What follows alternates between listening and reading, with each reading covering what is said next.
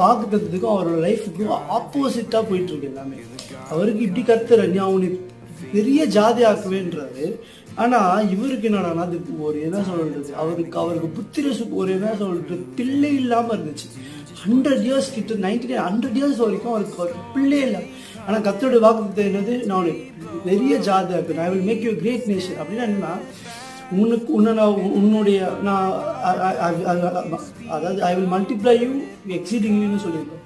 So நீ ரொம்ப expand ஆக, உன்னோட சந்ததி சூப்பராக வரும்னு சொல்லியிருக்கு. ஆனால் இவருக்கு ஒரு குழந்தை இல்லை, ஒரு குழந்தை 2 குழந்தை 3 குழந்தை பிறந்தா அதுக்கப்புறம் அதோட எக்ஸ்பேண்ட் ஆக வாய்ப்பு இருக்குது. ஆனால் இவருக்கு குழந்தையே இல்லாத நிலைமை இல்லை. ஆனால் கர்த்தருடைய வாக்குத்தத்தம் இப்படி வருது. ஸோ இந்த டைரக்ட் ஆப்போசிட் இதை கேட்குற உங்களோட லைஃப்லையும் கர்த்தர் உங்களுக்கு ஒரு சில வாக்குத்தத்தத்தை கொடுத்துருப்பாரு. ஆனால் உங்களுடைய வாழ்க்கை அது டைரக்ட் ஆப்போசிட்டாக போகுது. நீங்கள் அதை நோக்கி போகலான்னு நினச்சா 3-4 ஸ்டெப்பு அதுக்கு ஆப்போசிட்டாக போயிட்டு இருக்கு. ரொம்ப உங்களால் தாங்க முடியாத அளவுக்கு உங்கள் சூழ்நிலை